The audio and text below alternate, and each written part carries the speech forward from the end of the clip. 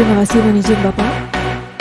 Hadirin yang dirahmati Allah Subhanahu wa Ta'ala, selanjutnya tibalah saatnya kita bersama-sama menyimak tausiah Hikmah Tahun Baru Hijriah 1 Muharram tahun 1444 Hijriah yang akan dilanjutkan dengan pembacaan doa. Menizin kita sambut Al-Mukarram Kiai Haji Abdullah Gimnastiar.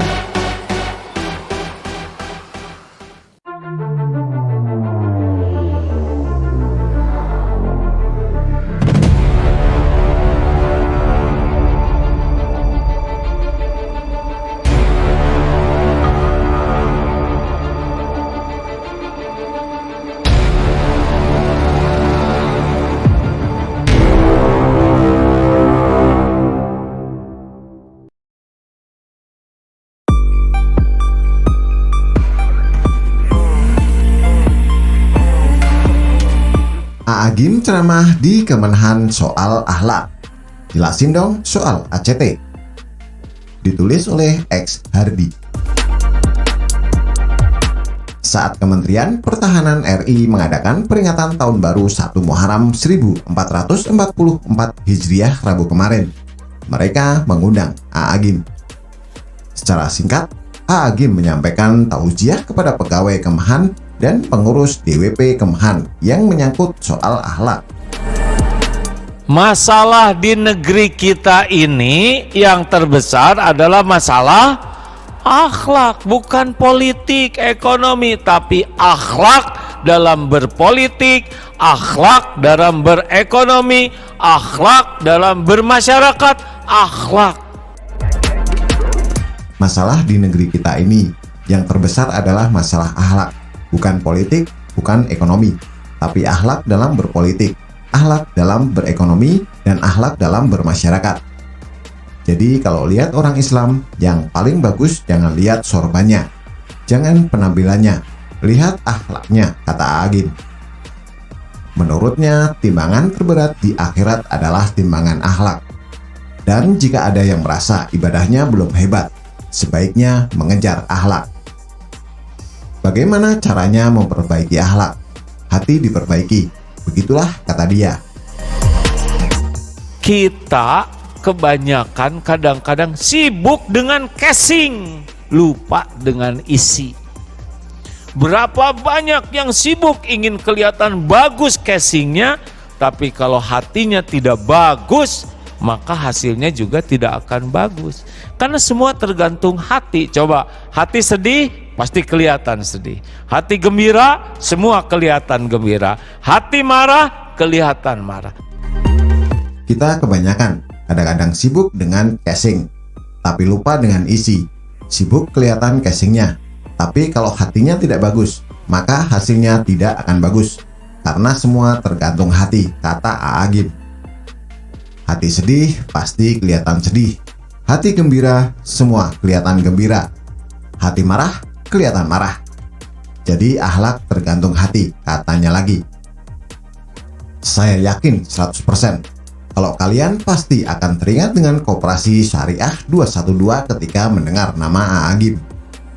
Nama A. Agim sempat ada di website, tapi mendadak hilang tanpa penjelasan setelah muncul kabar koperasi tersebut menerima aliran dana sebesar 10 miliar rupiah dari ACT yang bersumber dari dana bantuan Boeing untuk korban kecelakaan pesawat Lion Air. Uang itu ternyata untuk membayar utang. Sampai detik ini website Koperasi Syariah 212 masih under construction. Entah apa yang dikonstruksi sampai selama itu. Ini sebenarnya menutup jejak digital sekaligus menghilangkan diri entah karena malu atau karena panik.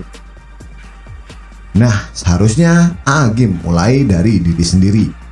Berikan contoh akhlak yang baik, misalnya menjelaskan ke publik kenapa namanya tiba-tiba menghilang dari website koperasi tersebut. Apakah itu kesalahan karena bukan pengurus di sana atau memang kesengajaan? Jelaskan ke publik supaya clear. Bukannya pura-pura tak tahu lalu berharap dia tidak ditanyai. Bicara tentang akhlak, tentu kita juga sulit melupakan rekaman suara khotbah A. Agim yang sempat viral di medsos. Teh Nini, ini adalah istri yang sudah 19 tahun mendampingi saya. Sudah 7 kali turun mesin. Kata A. Agim di rekaman tersebut. Apakah itu akhlak yang baik? Dia itu ustadz loh. Masa menyamakan istri dengan mesin kendaraan? Dia pikir analogi tersebut lucu-lucuan. Padahal melahirkan itu kadang berkaitan dengan urusan hidup dan mati. Dia kira melahirkan itu nikmat sekali. Sekali tutup mata, anak langsung keluar.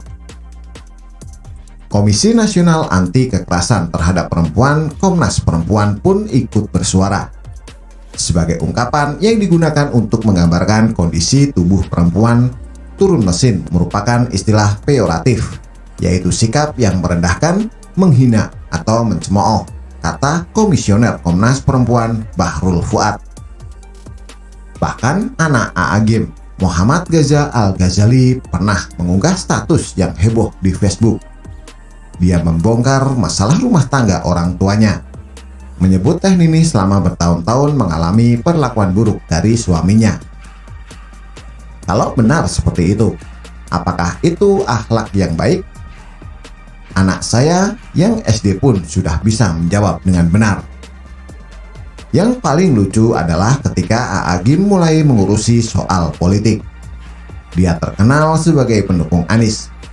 Saat Ahok menjabat dan terjadi banjir, dia menyindir, padahal dia bukan warga Jakarta. Tapi saat Anies menjabat dan terjadi banjir, dia diam, pura-pura tak tahu. Yang paling lucu adalah soal bansos. Sewaktu pandemi, Anies Pemprov DKI akan menyalurkan bansos semasa PSBB. Dia menyebut daging ayam atau sapi di dalam paket bansos. Pernyataan tersebut disampaikan Anies dalam wawancara via Zoom dengan A. Agim. Nomor 1 beras, pokoknya semua bahan pokok. Ada beras, kemudian daging sapi atau ayam, mie instan, makanan kecil kayak biskuit, ada minyak goreng, sabun sama masker. Kita bikin masker 20 juta dan dibagikan, kata Anies.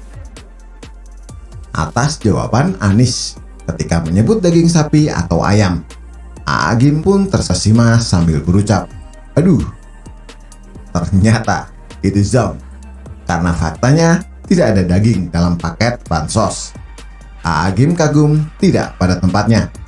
Mau-maunya percaya begitu saja dengan perkataan Anies. Begitulah A. Agim. Sekian dan terima kasih. Lagi pula Kemenham ngapain nggak ngundang dia? Apakah tidak ada yang lebih baik? Bagaimana menurut Anda? Silahkan tulis komentar di bawah.